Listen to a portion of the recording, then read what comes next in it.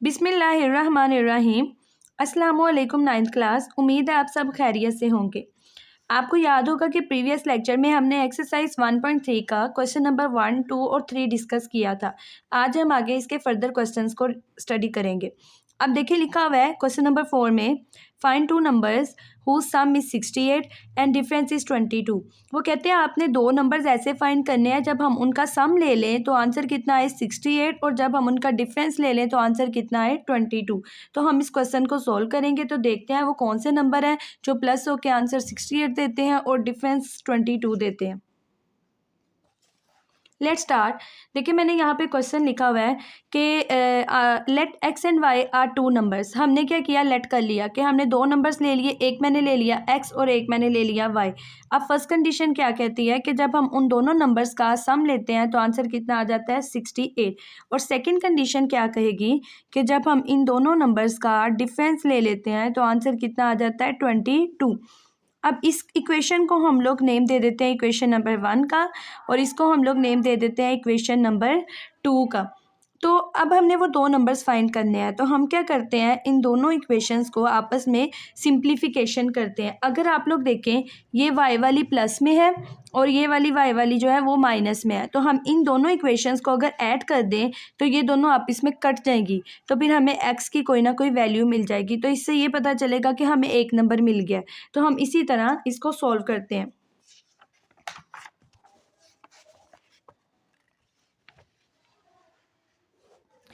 तो ये देखें हम यहाँ पे क्या लिखेंगे,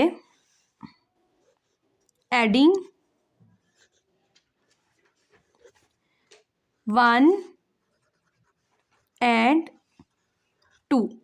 तो क्या लिखोगे आप लोग, यहाँ पे लिखोगे x plus y is equal to 68 और x minus y is equal to 22। ये आप लोग क्या कर रहे हैं, ऐड।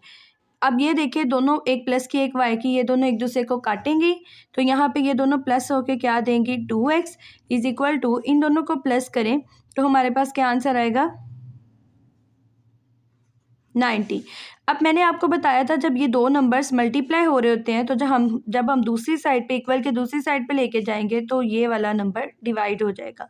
तो 2 डिवाइड हो जाएगा, 2 1 ज़ा 2, ये अब हम कटिंग करेंगे, 2 1 ज़ा 2, 2 4 ज़ा 8, 2 5 ज़ा 10। तो हमारे पास जो फर्स्ट नंबर आया वो कौन सा आया है 45।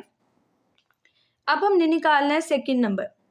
तो सेकेंड नंबर हम लोग किस तरह निकालेंगे कि आप लोगों ने क्या करना है कि ये जो 45 आया है या तो आप लोग इक्वेशन नंबर 1 के अंदर पुट कर लें या इक्वेशन नंबर 2 के अंदर पुट कर लें, किसी के अंदर भी पुट कर लेंगे तो आंसर सेम ही आएगा। तो आप लोग लिखेंगे यहाँ पे स्टेटमेंट लिखेंगे, put x is equal to 45 in equation 1। जब हम इक्वेशन 1 के अंदर पुट करेंगे तो देखिए मैं पुट कर रही हूँ 45 plus y is equal to 68। तो यहाँ से अगर हम देखें तो 45 यहाँ पे प्लस हो रहा है तो इस तरफ आके क्या हो जाएगा माइनस। तो अब आपने क्या करना है 68 में से 45 को माइनस करना है। तो करें माइनस, क्या आंसर आएगा आप लोगों का, जब आप इसको माइनस करेंगे तो आप लोगों का आंसर आएगा 23। तो ये आप लोगों के दो नंबर्स हैं। मीन आप लोगों का फर्स्ट नंबर जो है x है वो 45 है, जो सेकंड नंबर है वो आपका क्या आ रहा है 23। ये देखिए मैं आपको दिखा रही हूँ ये 23 है, तो आप लोगों ने इसको लिख लेना है इस तरह।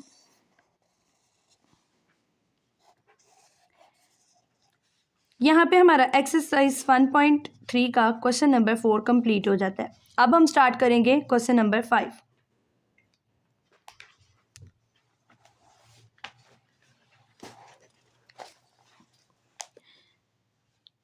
हाँ जी, अब ये देखिए क्वेश्चन नंबर 5 में क्या है लिखा हुआ है, the weather in Lahore was unusually warm during the summer of 2024। वो कह रहे हैं कि समर ऑफ 2024 में जो वेदर था लाहौर का वो बहुत ज़्यादा गर्म था। आगे लिखा हुआ है, the TV news reported the TV news reported temperature as high as 48 degree Celsius.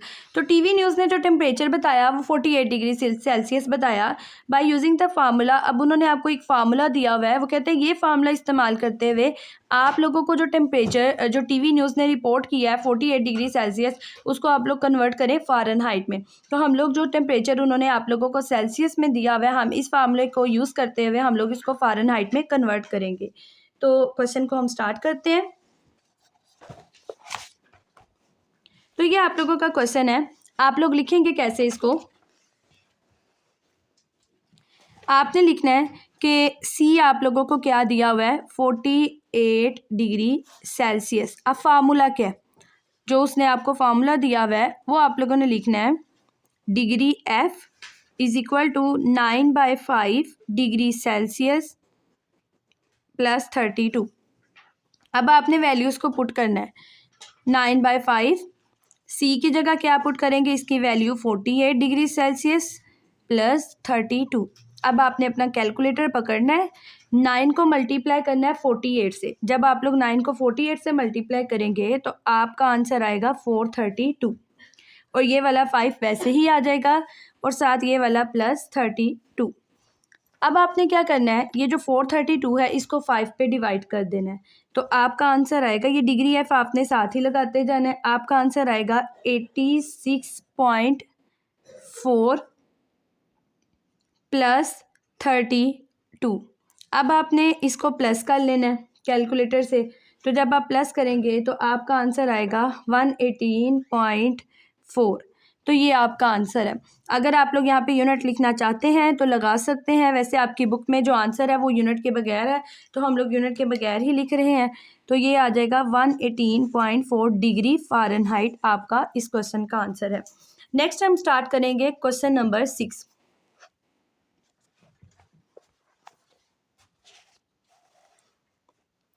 जी, अब क्वेश्चन नंबर 6 बहुत इंटरेस्टिंग सा क्वेश्चन है। लिखा हुआ है the sum of ages of father and son is 72 years. वो कहते हैं कि जब जो फादर है और सन है उन दोनों की जब एजेस का हम सम करते हैं, उनकी उम्रों का उम्रों को जब हम प्लस करते हैं तो आंसर कितना आ जाता है 72 ईयर्स। अब 6 ईयर्स अगो इसका क्या मतलब है, वो कहते हैं कि 6 साल पहले the father's age was 2 times the age of the son. वो कहते हैं 6 साल पहले जो बाप की उम्र थी वो बेटे की उम्र से 2 गुना ज़्यादा थी। तो what was son's age 6 years ago, तो 6 साल पहले बेटे की उम्र कितनी थी। तो अगेन मैं इस क्वेश्चन को रिपीट कर रही हूँ। वो कहते हैं कि जब बाप और बेटे की उम्रों को प्लस किया तो उनका आंसर कितना आया 72 ईयर्स। लेकिन हम जब 6 साल पहले गए तो जो बाप की उम्र थी वो बेटे की उम्र से 2 गुना ज़्यादा थी, तो आपने 6 साल पहले की बेटे की उम्र बतानी है। तो सबसे पहले हम उनकी प्रेजेंट एजेस देखेंगे, क्योंकि उनकी प्रेजेंट एजेस का सम दिया हुआ है, फिर हम 6 साल पहले की तरफ जाएंगे। तो लेट्स स्टार्ट द क्वेश्चन।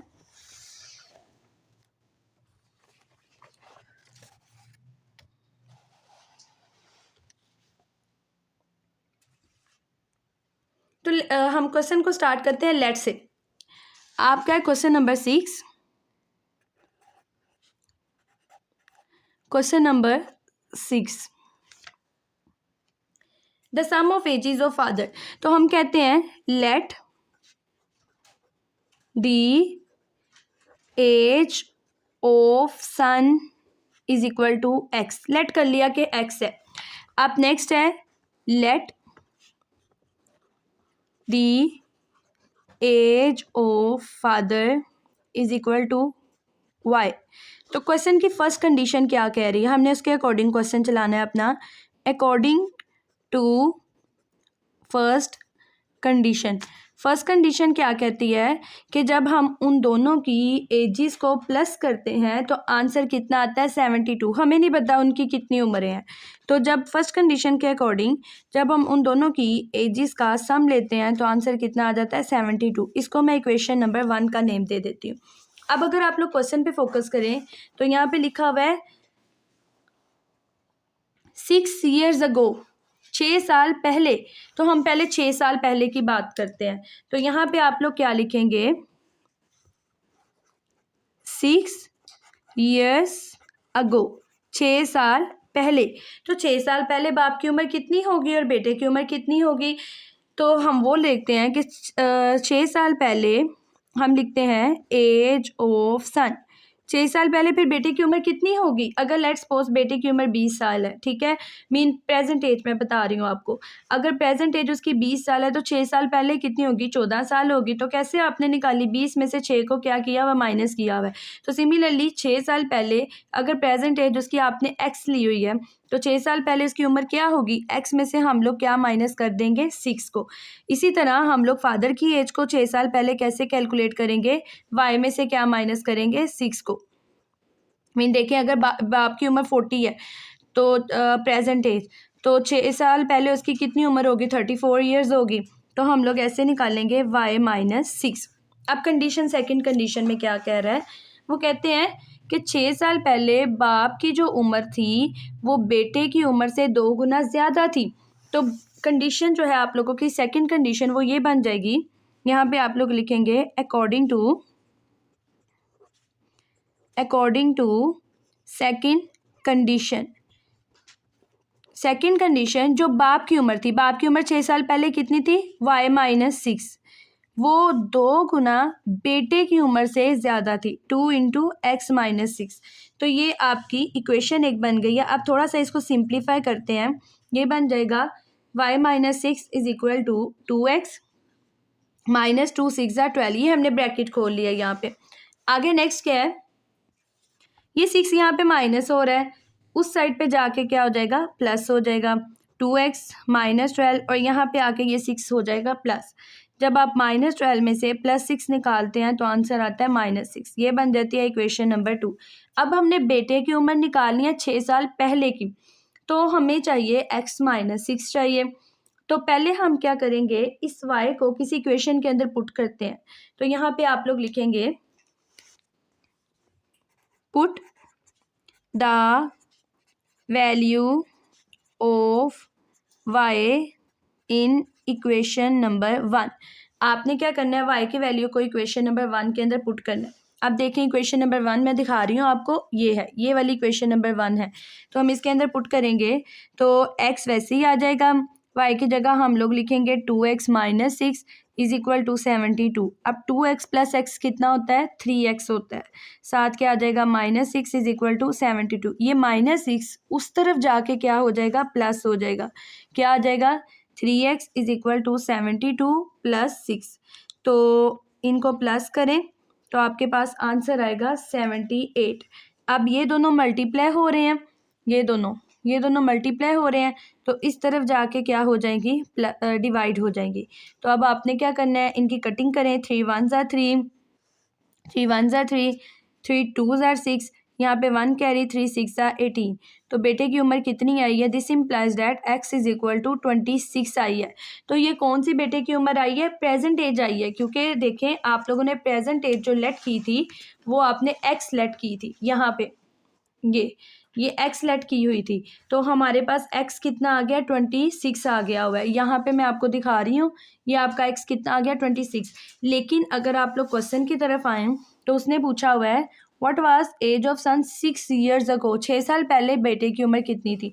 तो अगर प्रेजेंट एज उसकी 26 ईयर्स है तो फिर उसकी 6 साल पहले कितनी होगी? 20 साल ही होगी।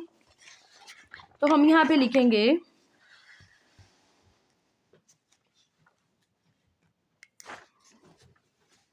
यहाँ पे आप लोग लिखेंगे एज ऑफ सन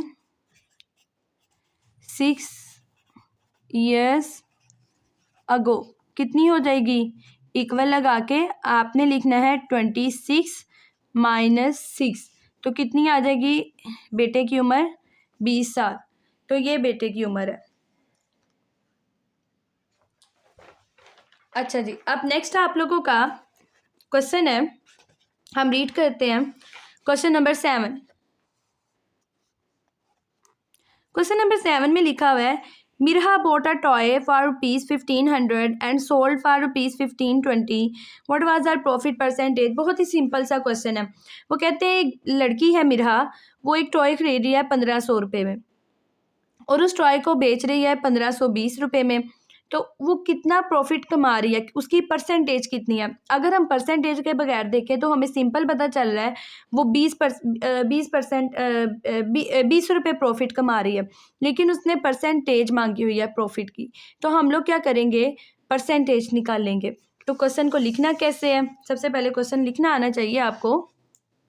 तो क्वेश्चन नंबर है हमारा 7, क्वेश्चन नंबर 7। अच्छा, एक चीज़ आपने याद रखनी है, जो चीज़ हम खरीदते हैं उसको बोलते हैं कॉस्ट प्राइस, और जो चीज़ हम लोग बेचते हैं उसको बोलते हैं सेल प्राइस या सेलिंग प्राइस। आप लोग दोनों वर्ड्स यूज़ कर सकते हैं। तो यहाँ पे आप लोग लिखेंगे कॉस्ट प्राइस। कॉस्ट प्राइस किसके इक्वल है, ₹1500। उसके बाद आपने लिखनी है सेल प्राइस, कितने रुपए में उसने बेचा है, 1520 रुपये में। तो देखें, आपने निकालना क्या है, परसेंटेज ऑफ प्रॉफिट। प्रॉफिट की आपने निकालनी है परसेंटेज। सबसे पहले आप लोग प्रॉफिट निकालें कितना आता है। तो देखिए, प्रॉफिट आप लोगों को सिंपल पता चला है। प्रॉफिट का फार्मूला होता है profit is equal to sale price minus cost price. तो सेल प्राइस कितनी है इसकी, ₹1520 माइनस ₹1500। तो ये आप माइनस करें तो आंसर कितना आ जाएगा, 20। ये तो उसने 20 रुपये प्रॉफिट कमाया। अब हम देखते हैं इसकी परसेंटेज कितनी है, कितने परसेंटेज वो प्रॉफिट कमा रहा है। तो अब आपने यहाँ पे लिखना है formula, percentage profit is equal to, यहाँ पे आप लोग लिखेंगे जो आपका प्रॉफिट है डिवाइड बाय, उसको आपने कॉस्ट प्राइस पे से, ये C.P का मतलब होता है कॉस्ट प्राइस, मल्टीप्लाई आप लोग लिखेंगे 100, ब्रैकेट लगाएंगे और साथ यहाँ पे क्या लगाएंगे, परसेंटेज। तो ये आपका फार्मूला है। प्रॉफिट क्या है, इसने कमाया है 20 रुपये। उसके बाद कॉस्ट प्राइस कितनी है, 1500 मल्टीप्लाई 100 और ये आ गई परसेंटेज। अब आपने सिंप्लीफाई करना है, ये 2 ज़ीरो इस 2 ज़ीरो से कट रहे हैं। आगे देखें, 5 3 ज़ा 15 और 5 4 ज़ा 20। तो बचा क्या आप लोगों के पास, 4/3 परसेंटेज। आपने कैलकुलेटर पे करनी है, इसकी वैल्यू निकालनी है। तो आंसर आएगा 1.33 परसेंटेज। तो उसने कितना प्रॉफिट कमाया है, 20 रुपये, और परसेंटेज कितनी थी, 1.33 परसेंटेज। तो यहाँ पे हमारी एक्सरसाइज 1.3 के 7 क्वेश्चंस कंप्लीट हो जाते हैं। नेक्स्ट लेक्चर में हम इसका क्वेश्चन नंबर 8 और क्वेश्चन नंबर 9 डिस्कस करेंगे और साथ इसकी रिव्यू एक्सरसाइज के कुछ MCQs डिस्कस करेंगे।